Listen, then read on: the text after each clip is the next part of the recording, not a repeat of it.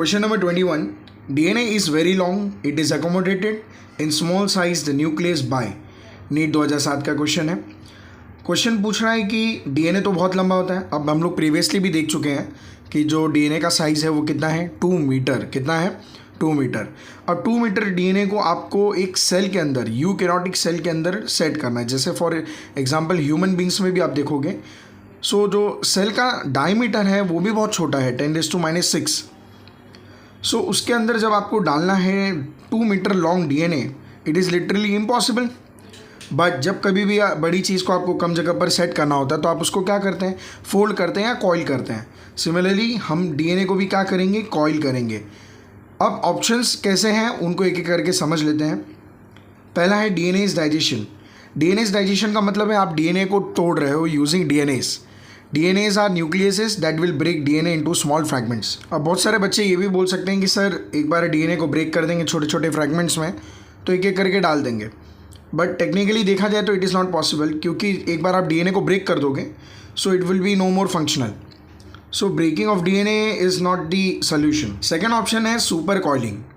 एक होती है कॉइलिंग, ठीक है, और फिर उसके बाद आती है सुपर कॉइलिंग. कॉइलिंग क्या है सर? कॉइलिंग का मतलब होता है किसी भी चीज़ को कंडेंस करना. कंडेंस मतलब एक तरीके से मोड़ना. आपने कभी भी देखा होगा जो टेलर होते हैं, या आपने ऐसे भी देखे होंगे कपड़ा जब सिला जाता है तो उसके लिए लगते हैं धागे. अब वो धागे किस पे लिपटे होते हैं? रील्स पे. आप कभी भी देखेंगे जैसे आपके पास इंस्टाग्राम रील्स आता है ना. क्यों रील्स उसका नाम पड़ा? क्योंकि बहुत लंबे समय तक आप उसको स्क्रॉल कर सकते हो. सिमिलरली ऐसे ही दर्जी जो होते हैं उनके पास भी रील्स होते हैं जिसके ऊपर अलग अलग कलर के धागे लिपटे होते हैं. वो कई किलोमीटर तक लंबे धागे होते हैं. तो अगर उनको ऐसे फैलाकर उसको दर्जी को अपने दुकान में रखना रहेगा तो क्या वो धागे रख पाएगा? नहीं सर, उसको मोड़ ले. बट कैसे भी मोड़ के रखना क्या सोल्यूशन है? नहीं, वो आपस में गुथ जाएंगे, आपस में बंध जाएंगे, उलझ जाएंगे. फिर वो उसको भी आप यूज़ नहीं कर सकते. अगर आपने बचपन में पतंग भी उड़ाया होगा तो आपको मालूम होगा मकर संक्रांति के समय पे बहुत सारे बच्चे फिरकी लेकर घूमते हैं. फिरकी क्या है? उसमें पूरा आपका मांझा लिपटा होता है सिस्टमेटिकली. अब लोगों को फिरकी खरीदने की ज़रूरत पड़ती है. आपको मालूम होगा छोटे छोटे बच्चों को लोग धागा पकड़ा देते हैं तो कैसे भी मोड़ते हैं, और अगला टाइम क्या होता है जब बराबर से उन्होंने अगर नहीं फोल्ड किया रहेगा तो आपस में उनकी गुत्थी बन जाती है.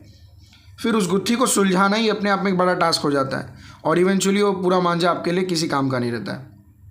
सिमिलरली हमें भी बड़ी चीज़ को, लंबी चीज़ को कम जगह में अगर फिट करना है तो जैसे फिरकी के ऊपर मांझा लपेटते हैं, जैसे रील लपेटी जाती है धागे की, सिमिलरली डीएनए जो कि 2 मीटर लंबा है उसको भी लपेटा जाएगा.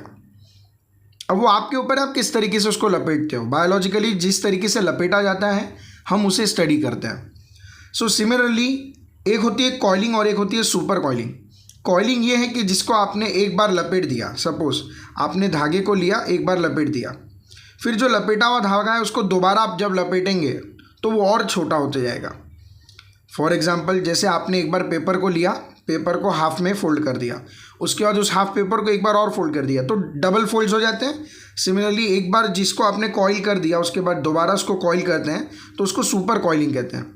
हालांकि सुपर कॉइलिंग में 3 to 4 या 5 टाइम्स भी कॉइलिंग होती है. It comes under packaging of DNA inside cell, जो आपने 12th स्टैंडर्ड में इसी चैप्टर में पढ़ा हुआ है, स्पेशली फॉर एचएससी स्टूडेंट्स जिन्होंने packaging of DNA into eukaryotic cell, human cell आपने पढ़ा होगा. ठीक है. सो सुपर कॉइलिंग करके आप किसी भी चीज़ को सेट कर सकते हो. जैसे आप पूरा का पूरा, सपोज आपके घर में कारपेट फैला हुआ है, अगर आपको एक घर से दूसरे घर में लेके जाना है तो आप उसको ले जा सकते हो? नहीं. क्यों? क्योंकि आप जब तक उसको फोल्ड नहीं करोगे तब तक आपके गेट के बाहर नहीं जाएगी. सिमिलरली डीएनए को भी फोल्ड किया जाता है in the form of chromosomes. और इसकी कॉइलिंग के ऊपर अलग से हम लोग बहुत सारी चीज़ें पढ़ सकते हैं कि पहले डीएनए है, डीएनए फिर आपके हिस्टोन के ऊपर पहले कॉइल होगा, उसके ऊपर लपेटने के बाद फिर उनके भी आपके 6 के न्यूक्लियोसोम के यूनिट्स लगेंगे जिसको आप सोलेनॉइड कहते हैं. फिर वो 6 यूनिट्स भी आपस में फिर और डबल कॉइलिंग होगी, कॉइल होकर क्रोमैटिन बनेगा, क्रोमैटिन से फिर और सुपर कॉइलिंग होते जाएगी. ऐसे मल्टीपल कॉइलिंग के बाद जो सबसे लास्ट कंडेंस फॉर्म आता है वो आता है क्रोमोसोम का. So super coiling could be the answer. But हम लोग आगे के भी ऑप्शंस को एक्सप्लोर करेंगे. ठीक है. सो ऑप्शन सी और ऑप्शन डी दोनों को ध्यान से पढ़िए. सी क्या कह रहा है? एलिमिनेशन ऑफ रेपिटेटिव डीएनए, और डी कह रहा है deletion of non essential genes. क्या रिपीटेटिव डीएनए को एलिमिनेट करके यानी कि निकाल कर या डिलीशन करके नॉन एसेंशियल जीन्स का क्या हम उसे कॉम्पैक्ट कर सकते हैं? पहले तो ये समझिए कि क्या ये सच में काम के नहीं होते और क्या हमें इन्हें रिमूव करके डीएनए को न्यूक्लियस में ज़्यादा एफिशिएंटली पैक कर सकते हैं? चलिए समझते हैं। सबसे पहले बात करते हैं रेपिटेटिव डीएनए की। जैसे हमारे ह्यूमन जीनोम का लगभग 50% रेपिटेटिव डीएनए से ही बना होता है। आपका जो पूरा जीनोम है वो 50% रेपिटेटिव डीएनए से बना है। पर इसका काम क्या है? देखिए, ये बस जंक नहीं है, इसका रोल होता है। पहला रोल क्या है? क्रोमोसोम का स्ट्रक्चर बनाने में हेल्प करता है ये। जैसे सेंट्रोमियर्स और टीलोमियर्स जो सेल डिवीजन और क्रोमोसोम स्टेबिलिटी के लिए ज़रूरी होते हैं। जीन रेगुलेशन, ये एनहांसर्स या साइलेंसर्स का काम करते हैं जो जीन्स को ऑन या ऑफ करते हैं। जीनोम इवोल्यूशन, रेपिटेटिव डीएनए की वजह से जेनेटिक वेरिएशन होता है जो हमें नए ट्रेट्स या इवोल्यूशनरी एडवांटेजेस देता है। एपिजेनेटिक्स, ये डीएनए मिथाइलेशन और क्रोमैटिन स्ट्रक्चर को इन्फ्लुएंस करता है, तो इनडायरेक्टली जीन एक्सप्रेशन को भी कंट्रोल करता है। अब मैंने बहुत सारे ऐसे टर्म्स यूज़ किए हैं, फैंसी टर्म्स है जो कि आपके लेवल पे हो सकता है ना समझ में आई हो। सो एग्ज़ाम में तो आपको इससे रिलेटेड ज़्यादा कुछ पूछेगा नहीं, but for students who want to understand why these options could not be an option, so उनके लिए ये एक्सप्लेनेशन है। अब बात करते हैं नॉन एसेंशियल जीन्स की। नाम सुन के लगता है कि ये काम के ही नहीं होते, सही बात है, पर यह भी गलत है। ये जीन्स हमें डायरेक्टली सर्वाइव करने के लिए तो ज़रूरी नहीं लगते, पर क्रिटिकल सिचुएशन में ये काफ़ी हेल्पफुल होते हैं। For example environmental adaptation. Environmental adaptation के लिए ये जीन्स काम आते हैं, जैसे स्ट्रेस या चेंजिंग कंडीशंस के वक्त ये एक बैकअप सिस्टम की तरह काम करते हैं। अगर एसेंशियल जीन फेल करे तो ये उसका काम कर लेते हैं। बायोसिंथेटिक पाथवेज में भी ये ज़रूरी एंजाइम्स या प्रोटीन्स प्रोवाइड करते हैं। अब सवाल उठता है, अगर ये रेपिटेटिव डीएनए और नॉन एसेंशियल जीन्स इतने ज़रूरी नहीं लगते तो क्या हम इन्हें रिमूव करके डीएनए को न्यूक्लियस में कॉम्पैक्ट कर सकते हैं? वेल, इसका सिंपल जवाब जो है वो है नो। और ये रीज़न्स है कि जीनोम ऑर्गेनाइजेशन ख़राब हो जाएगी, डीएनए का लार्ज साइज न्यूक्लियस के अंदर 3D स्ट्रक्चर और जीन रेगुलेशन के लिए ज़रूरी है। अनइंटेंडेड कॉन्सिक्वेंसेस हो सकते हैं, जैसे अगर हम डीएनए के रेपिटेटिव या नॉन एसेंशियल पार्ट हटा देंगे तो क्रोमोसोम अनस्टेबल हो सकते हैं या ज़रूरी रेगुलेटरी फंक्शंस भी लूज़ कर सकते हैं। न्यूक्लियस ऑलरेडी एफिशिएंट है। क्रोमैटिन पैकेजिंग जैसे हिस्टोन्स और न्यूक्लियोसोम्स नेचुरली डीएनए को एफिशिएंटली पैक करते हैं। इवोल्यूशनरी पर्सपेक्टिव से देखें तो ये नॉन कोडिंग और नॉन एसेंशियल पार्ट्स नए जीन्स और ट्रेट्स डेवलप करने के रॉ मटेरियल प्रोवाइड करते हैं, जो कि हम लोग इवोल्यूशन चैप्टर में पढ़ेंगे। यहाँ पे आप लोग इतना तो क्लियर हो गया होगा कि ये भी एसेंशियल है, तो इन्हें निकालना तो कोई तरीके का सोल्यूशन नहीं है। So for this question 21 our answer would be B. अगर कुछ भी डाउट है तो प्लीज़ कमेंट करो। We are moving on to the next question. Question number 22 says anti parallel strands of DNA molecule means. NEET 2006 का question है। आपको बताना है कि डीएनए मॉलिक्यूल में जब हम एंटी पैरेलल टर्म यूज़ करते हैं तो इसका मतलब क्या होता है। हमारे पास 4 ऑप्शन दिए हैं, 1 बाय 1 एक एक ऑप्शन को एक्सप्लोर करेंगे। पहला ऑप्शन है 1 स्ट्रैंड टर्न्स क्लॉकवाइज। अब हमेशा याद रखिए कि एंटी पैरेलल स्ट्रैंड्स जब ये टर्म आता है तो इसका क्लॉकवाइज मूवमेंट या एंटी क्लॉकवाइज मूवमेंट से कोई मतलब नहीं है, क्योंकि एंटी क्लॉकवाइज और क्लॉकवाइज मूवमेंट आपको किसी भी तरीके का पैरेललिटी या फिर किसी भी तरीके का ऐसे टर्म्स जहाँ पे पैरेलल वर्ड यूज़ हो रहे हैं, पैरेलल या एंटी पैरेलल, इससे कोई भी लेना देना नहीं होता है। सर, तो ये क्लॉकवाइज और एंटी क्लॉकवाइज टर्म यूज़ ही क्यों कर रहे हैं डीएनए में? ये टर्म्स एक्चुअल में यूज़फुल हैं जब हम डिफरेंट टाइप्स ऑफ डीएनए को डिस्कस करते हैं, जैसे ए डीएनए, बी डीएनए, अलग अलग टाइप्स के डीएनए जो हमने पिछले पार्ट्स में भी देखा था। मैंने उसमें इमेज भी लगाई थी।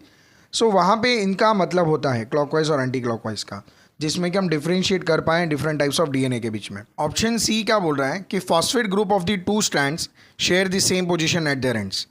सेम पोजीशन शेयर करना मतलब कि आपका जो फॉस्फेट ग्रुप होता है वो 5 प्राइम एंड पे आता है, यानी कि जो फॉस्फेट का अटैचमेंट है वो 5th carbon of the ribose sugar से, तो हम उसे 5 प्राइम कहते हैं।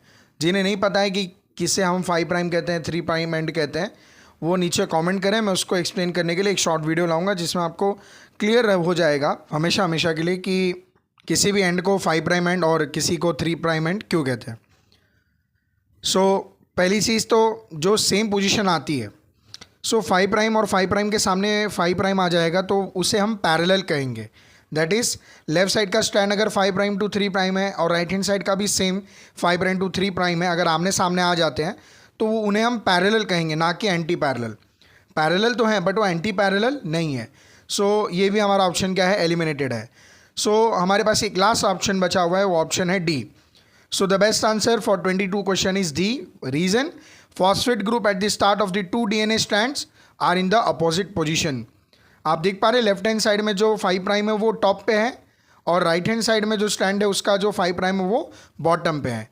That means those both are in the opposite direction, anti-direction. So the 5 prime of the left strand is above and the right strand is below.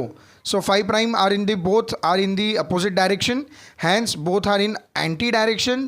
Therefore we would be calling it as anti-parallel. So our DNA is anti-parallel due to the opposite position, anti-position of the phosphate group on the two strands. Hence the correct answer for 22 would be D. Phosphate group at the start of the two DNA strands are in the opposite position. अगर अभी भी किसी को doubt है तो please comment करें. We are moving on to the next question. 23rd question says the following ratio is generally constant for a given species.